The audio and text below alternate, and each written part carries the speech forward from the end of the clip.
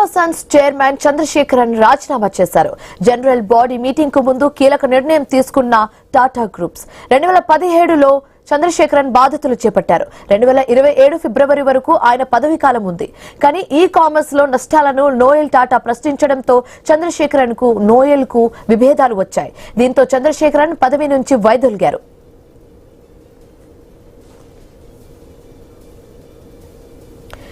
Tata Sons chairman Chandrasekaran రాజీనామా చేశారు. ఈ రాజీనామా అంశానికి సంబంధించి మరిన్ని డీటెయిల్స్ మా కరెస్పాండెంట్ రాము అందిస్తారు. రాము,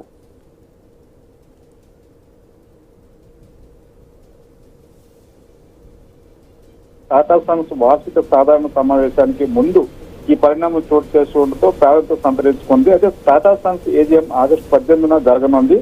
ఈ నేపథ్యంలో ఎన్ చంద్రశేఖరన్ 2017లో టాటా సన్స్ చైర్మన్ గా బాధ్యతలు చేపట్టారు.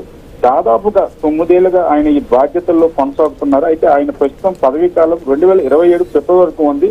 తాజా సమాచారం ప్రకారం ఆయన రాజీనామా చేసినప్పటికీ ప్రస్తుత టర్మ్ పూర్తయ్యే వరకు కూడా కొనసాగుతున్నట్లయితే సమాచారం అయితే అందుతుంది.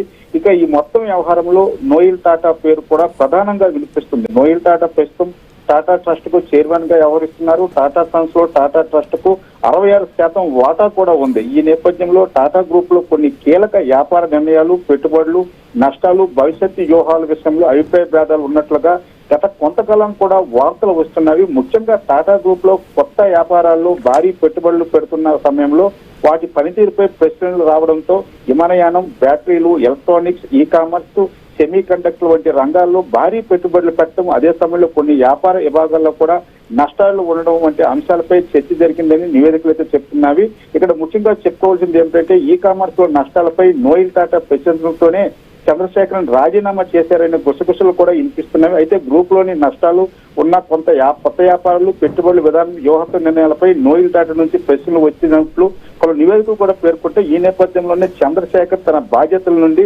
తప్పుకున్నట్లు కూడా తెలుస్తుంది. Shivani, right, thanks for the updates Ramu.